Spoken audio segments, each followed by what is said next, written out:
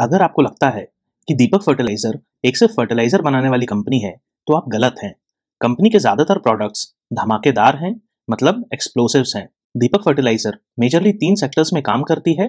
पहला सेक्टर है industrial chemicals, जिसमें नाइट्रिक एसिड, आइसोप्रोपाइल अल्कोहल या फिर हैंड सैनिटाइजर, मिथेनॉल और कार्बन डाइऑक्साइड आता है।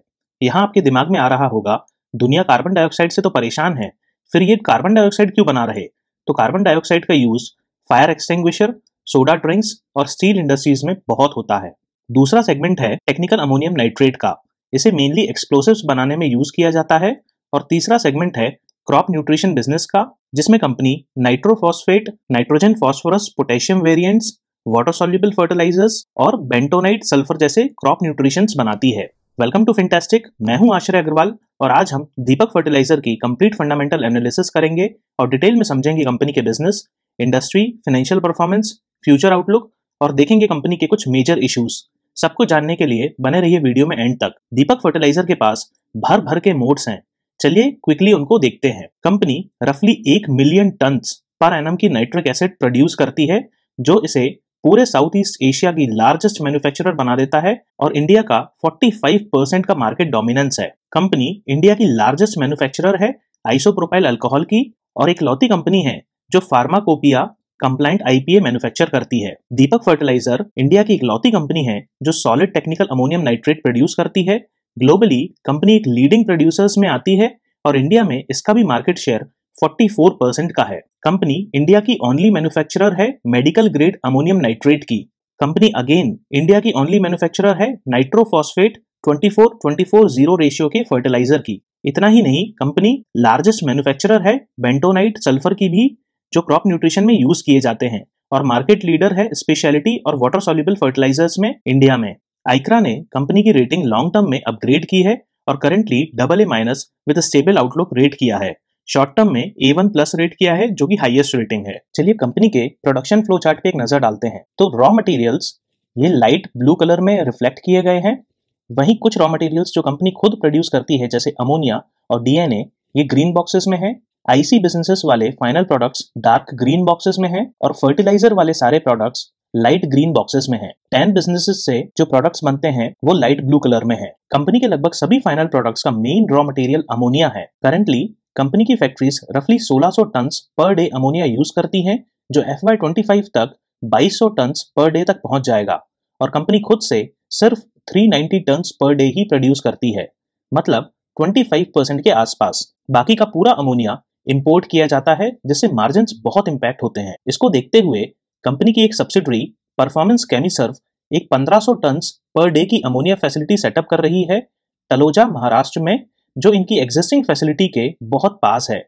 ये पूरा अमोनिया कंपनी अपनी कैप्टिव कंजम्पशन के लिए यूज करेगी। ये नया अमोनिया का प्लांट Q1 FY24 तक कमीशन होने के प्लान्स हैं। चलिए अब देखते हैं कंपनी के प्रोडक्ट्स किस किस सेक्टर्स को सर्व करते हैं। तो इंडस्ट्रियल केमिकल्स में pharmaceuticals, nitro aromatics, paints, steel, inks, adhesives, explosive, dyes, agrochemicals, cosmetics और हेल्थ एंड हाइजीन आते हैं। Technical ammonium nitrate mining, infrastructure, explosives और फार्मास्यूटिकल्स में यूज किया जाता है। Crop nutrition business obviously agriculture और हॉर्टिकल्चर के लिए यूज किया जाता है। एक चौथा सेगमेंट भी है जो कि बहुत थोड़ा सा कंट्रीब्यूट करता है रेवेन्यू में, जो होम इंटीरियर्स पे कंसंट्रेटेड है। सेक्टोरल रेवेन्यू अगर देखें तो सबसे ज्यादा रेवेन्यू क्रॉप न्यूट्रिशन बिजनेस से आता है, लगभग 40.07% का। इंडस्ट्रियल केमिकल से 25.16% का रेवेन्यू आता है। वहीं टेक्निकल अमोनियम नाइट्रेट से 34.54% का। वारी सेगमेंट से सिर्फ 0.23% का रेवेन्यू जनरेट होता है। चलिए कंपनी के प्रोडक्ट्स का सेल्स वर्सेस प्रोडक्शन वॉल्यूम को कंपेयर करते हैं। स्क्रीन पे आप सारे ही लिस्ट देख सकते हैं कंपनी के प्रोडक्ट्स की, और यहाँ पे सिर्फ एक ही प्रोडक्ट है जो कि प्रोडक्शन बहुत ज्यादा होता है लेकिन सेल्स उसकी बहुत कम होती है। वो है डाइल्यूट नाइट्रिक एसिड। ये इसलिए है क्योंकि कंपनी पूरा का पूरा नाइट्रिक एसिड अपने कैप्टिव यूज में कंज्यूम कर लेती है बाकी के फाइनल प्रोडक्ट्स बनाने के लिए, जबकि बाकी के अदर प्रोडक्ट्स का अगर आप सेल्स वॉल्यूम देखेंगे तो वो ऑलमोस्ट इक्विवेलेंट है प्रोडक्शन वॉल्यूम से, जो कि इनका बहुत सुपीरियर प्रोडक्ट्स डिलीवर करने का कॉन्फिडेंस देते हैं।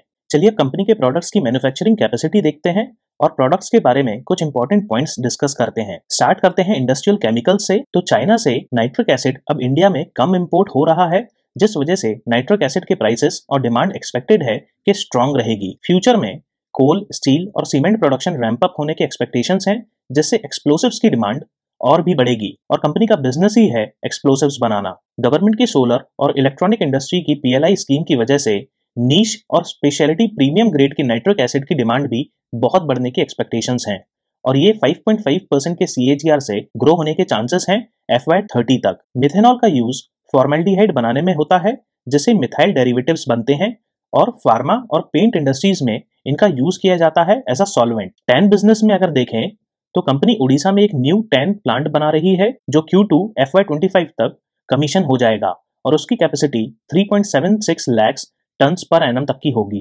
कंपनी कुछ और प्लांट्स में डीबॉटलनेकिंग भी कर रही है जो कैपेसिटी को 25% से इंप्रूव करेगा। कंपनी को एक्सप्लोसिव से बहुत प्यार है और इसलिए अब ये हाई एनर्जी कार्ट्रिज एक्सप्लोसिव्स भी बनाएंगे जो कन्वेंशनल एक्सप्लोसिव से बहुत सुपीरियर होते हैं और स्पेशली एंड कंज्यूमर्स की नीड के हिसाब से डिजाइन किए जाएंगे। ये सभी प्रोजेक्ट्स कंप्लीट होने के बाद दीपक फर्टिलाइजर वर्ल्ड की टॉप 5-10 प्लेयर्स में आ जाएगी। तीसरा सेगमेंट है CNB का। यहाँ भी कंपनी कैपेसिटी एनहेंसमेंट और डीबॉटलनेकिंग कर रही है जो कैपेसिटी को 25% से इंक्रीज करेगा। कंपनी ने बहुत सारे न्यू प्रोडक्ट्स भी लॉन्च किए हैं जैसे जिंकेटेड बेंटोनाइट सल्फर और क्रॉपटेक सीरीज के बहुत सारे क्रॉप न्यूट्रिएंट प्रोडक्ट्स जो क्रॉप स्पेसिफिक हैं। चौथा जो सबसे इंपॉर्टेंट है जो हमने पहले भी डिस्कस किया है, company 0.5 million turns per annum की फैसिलिटी बना रही है और ये नया अमोनिया का प्लांट Q1 FY 24 तक कमीशन होने के प्लान्स हैं। ये प्लांट कंपनी के लिए बहुत इंपॉर्टेंट है और इसी वजह से ही कंपनी का शेयर प्राइस इतना भाग रहा है। चलिए कंपनी की मैन्युफैक्चरिंग यूनिट्स देखते हैं। तो फिलहाल कंपनी की 4 मैन्युफैक्चरिंग यूनिट्स हैं जिनमें से 3 पोर्ट साइड पे लोकेटेड है जो इन्हें एक्सपोर्ट्स के लिए बहुत अच्छा सी कनेक्टिविटी प्रोवाइड करते हैं। जो 2 नई फैसिलिटीज बनने वाली हैं वो भी पोर्ट के आसपास हैं। चलिए कंपनी के फाइनेंशियल स्नैपशॉट पे एक नजर डालते हैं और नोट करिएगा ये फिगर्स कंसोलिडेटेड बेसिस में है। तो रेवेन्यू फ्रॉम ऑपरेशंस अगर पिछले 3 सालों में देखें तो ये कंटिन्यूअसली बहुत तेजी से ग्रो हो रहे हैं। सेम चीज देखने को मिलती है ऑपरेटिंग EBITDA में भी, सेम चीज बहुत तेजी से ग्रो हुआ है प्रॉफिट आफ्टर टैक्स भी, डिविडेंड भी कंटिन्यूअसली कंपनी इंक्रीज करती जा रही है। ग्रॉस डेट टू इक्विटी की अगर बात करें तो ये भी रिड्यूस हुआ है जो कि बहुत अच्छी बात है।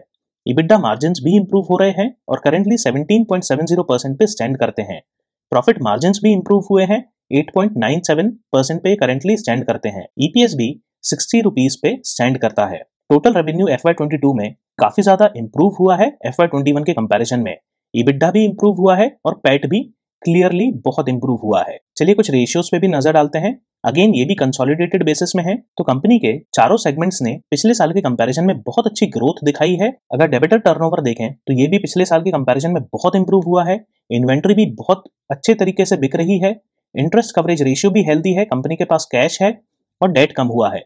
सेम चीज करंट रेशियो में भी दिखाई देती है। डेट टू इक्विटी जैसा अपन ने देखा ये रिड्यूस हुआ है। मार्जिन्स बहुत अच्छे से इंप्रूव हुए हैं पिछले साल के कंपैरिजन में। ROE की अगर बात करें तो ये भी बहुत इंप्रूव हुआ है। चलिए कुछ स्टैंड अलोन रेशियोज पे नजर डालते हैं और यहाँ पे कहानी पूरी पलट जाती है। फ्री कैश फ्लो अगर देखें तो company continuously free cash generate कर रही है जो कि बहुत अच्छी बात है। कंपनी टोटल 0.96% का डिविडेंड यील्ड देती है जिसके लिए ये अपनी अर्निंग्स में से लगभग 55% का डिविडेंड पे आउट कर देते हैं। सेल्स ग्रोथ अगर पिछले 10 सालों में देखें तो ये 0 रही है स्टैंड अलोन बेसिस पे। 5 इयर्स पे भी सिर्फ 2% पे रही है, 3 इयर्स पे -10% पे और लास्ट 12 मंथ्स में 11% पे। प्रॉफिट ग्रोथ भी 10 इयर्स पे 0% रही है, 5 इयर्स में 17%, 3 इयर्स में 267% के CAGR से ग्रो हुआ है। लास्ट 12 महीने में 52% के CAGR से प्रॉफिट ग्रो हुआ है। स्टॉक प्राइस की अगर बात करें तो 10 इयर्स में 22% के CAGR से ग्रो हुआ है, 5 इयर्स में 20%, 3 इयर्स में 121% और लास्ट 1 ईयर में 123% से स्टॉक प्राइस ग्रो हुआ है। रिटर्न ऑन इक्विटी बहुत अच्छे नंबर पे नहीं है और लगभग 8% के आसपास है। डेबिटर डेज अगर देखें तो यहाँ पे बहुत अच्छे नंबर्स इंप्रूव हुए हैं पिछले सालों के कंपैरिजन में। अगर आप 2018, 2016 और 2017 से कंपेयर करें तो ये सारे ही नंबर्स बहुत अच्छे इंप्रूव हुए हैं। सेम चीज देखने को मिलती है इन्वेंट्री डेज में भी, डेज पेएबल में भी और कैश कन्वर्जन साइकिल में भी, जो कि नेगेटिव है और बहुत अच्छी बात है। वर्किंग कैपिटल डेज भी नेगेटिव है। प्रोडक्ट बनाने से पहले ही कंपनी को एडवांस पेमेंट मिल जाती है। ROCE 11% पे है जो कि पिछले साल के कंपैरिजन में थोड़ा सा डिक्लाइन हुआ है। अब कंसोलिडेटेड नंबर्स तो बहुत ही अच्छे थे लेकिन स्टैंड अलोन नंबर्स सेल्स और प्रॉफिट ग्रोथ में अच्छे नहीं है। इसका रीजन ये है कंपनी सारे ही बिजनेस मोस्टली अब अपने सब्सिडरीज से करवाती है जिसका रेवेन्यू और प्रॉफिट रोल अप होकर कंसोलिडेटेड बेसिस में दिखता है, ना कि स्टैंड अलोन बेसिस पे। चलिए कंपनी की बैलेंस शीट पे एक नजर डालते हैं और ये स्टैंड अलोन बेसिस पे है। तो शेयर कैपिटल अगर देखें तो FY21 के कंपैरिजन में ये इंक्रीज हुआ है। ये इसलिए हुआ है क्योंकि कंपनी ने लगभग 500 करोड़ का QIP रेज किया था। रिजर्व्स और सरप्लस की अगर बात करें तो ये कंटिन्यूअसली इंप्रूव हो रहे हैं पिछले 3-4 सालों में। करंट लायबिलिटीज की अगर बात करें तो ये 536 करोड़ पे स्टैंड करता है, जबकि करंट एसेट्स 721 करोड़ पे है, जो कि अच्छी बात है। फिक्स्ड एसेट्स अगर देखें तो ये रिड्यूस हो रहे हैं पिछले 4-5 सालों से। इसका मेन रीजन ये है कंपनी सब्सिडरीज के द्वारा ही सारे एसेट्स परचेज कर रही है और वहीं से लोन भी ले रही है। कंटिंजेंट लायबिलिटीज देखें तो ये बहुत ज्यादा है स्टैंड अलोन बेसिस पे 462 करोड़ रुपीस पे, और कंसोलिडेटेड बेसिस में ये 1616 करोड़ रुपीस है, जो कि बहुत बहुत मैसिव है। चलिए कंपनी की क्वार्टरली इनकम स्टेटमेंट पे एक नजर डालते हैं। तो जून क्वार्टर में ईयर ऑन ईयर बेसिस पे रेवेन्यूज डिक्लाइन हुए हैं, लेकिन पिछले 4 क्वार्टर से revenue year on year basis पे इंक्रीज हुए हैं। ऑपरेटिंग प्रॉफिट की अगर बात करें तो पिछले 3 क्वार्टर से operating profit year on year basis पे इंप्रूव हुए हैं, जो कि अच्छी बात है। प्रॉफिट बिफोर टैक्स में भी सेम कहानी देखने को मिलती है। पिछले 3 क्वार्टर्स में ईयर ऑन ईयर बेसिस पे ये इंप्रूव हुए हैं। सेम चीज नेट प्रॉफिट में भी है, लेकिन क्योंकि कंपनी बहुत साइक्लिकल कमोडिटीज में काम करती है, इसलिए ये फ्लक्चुएशंस बहुत प्रोमिनेंट है। चलिए अब कंपनी के एनुअल इनकम स्टेटमेंट भी देखते हैं। तो यहाँ पे भी आपको बहुत ज्यादा फ्लक्चुएशन देखने को मिलेगी। पिछले अगर 10 सालों का रिकॉर्ड देखें तो लगभग रेवेन्यू कहीं पे भी नहीं गया है और उसी रेंज में मूव कर रहा है। सेम चीज देखने को मिलती है ऑपरेटिंग प्रॉफिट में भी, जहां पे कोई ज्यादा डिफरेंस देखने को नहीं मिल रहा। किसी साल इंप्रूव होता है और किसी साल बहुत ज्यादा डिक्रीज होता है। सेम चीज है नेट प्रॉफिट और प्रॉफिट बिफोर टैक्स में भी, किसी साल अप किसी साल डाउन। ये नेचर है साइक्लिकल कमोडिटी इंडस्ट्री का। चलिए कैश फ्लो स्टेटमेंट पे एक नजर डालते हैं और स्टार्ट करते हैं ऑपरेटिंग और इन्वेस्टिंग एक्टिविटी से। मैं आपको एक यहाँ पे बहुत इंपॉर्टेंट फैक्ट दिखाना चाहता हूँ। पिछले 4-5 सालों की कैश फ्लो स्टेटमेंट में कंपनी ने पिछले 4 सालों से पूरा फोकस अपना शिफ्ट कर दिया है सब्सिडरीज को लोन देने में, और खुद शिफ्ट हो गई है इन्वेस्टमेंट्स परचेज करने में। अगर आप पहले का रिकॉर्ड देखें 2011 से लेकर 2017 तक कंपनी बहुत एक्टिव थी फिक्स एसेट्स परचेज करने के लिए, लेकिन 2019 के बाद company almost fix assets purchase नहीं कर रही और पूरे के पूरे एसेट्स सब्सिडरीज के द्वारा ही परचेज किए जा रहे हैं, जिस वजह से कंपनी का फ्री कैश फ्लो तो इंक्रीज हो रहा है, लेकिन ये एक्चुअल पिक्चर नहीं है। कुछ टाइम बाद ये लोन्स इतने ज्यादा बढ़ जाएंगे सब्सिडरीज के लिए, जिसकी वजह से अदर इनकम या फिर इंटरेस्ट रिसीव्ड बहुत ज्यादा बढ़ जाएगा और ये प्रॉफिट फ्रॉम ऑपरेशन से ज्यादा हो जाएगा, जो कि एक बहुत अच्छा साइन नहीं है। चलिए फाइनेंसिंग एक्टिविटी से भी कैश फ्लो स्टेटमेंट देखते हैं। तो FY22 में कंपनी ने QIP रेस किया था 510 करोड़ रुपीस का, जिसकी वजह से यहाँ पे आपको 510 करोड़ रुपीस की एंट्री दिख रही है। लोन्स कंपनी ने लगभग 118 करोड़ रुपीस के रीपे किए हैं और इंटरेस्ट लोन पे लगभग 68 करोड़ रुपीस का दिया है।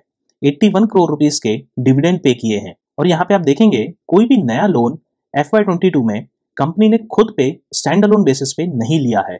चलिए कंपनी के शेयर होल्डिंग पैटर्न पे एक नजर डालते हैं। तो प्रमोटर्स के पास 47.58% की शेयर होल्डिंग है, जिसमें से 27.7% शेयर्स प्लेज्ड हैं। लास्ट क्वार्टर में लगभग 90.56% प्लेज्ड थे, वहीं दिसंबर 2021 के क्वार्टर में 92.82% शेयर्स प्लेज्ड थे।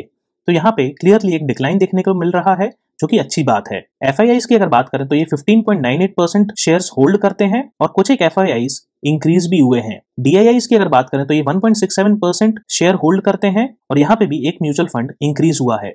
पब्लिक के पास 34.76% की शेयर होल्डिंग है। चलिए अब कंक्लूड करते हैं। अगर आपको ये मेरी रिसर्च पसंद आई है तो प्लीज मेरे चैनल को सब्सक्राइब करें और वीडियो को लाइक करें।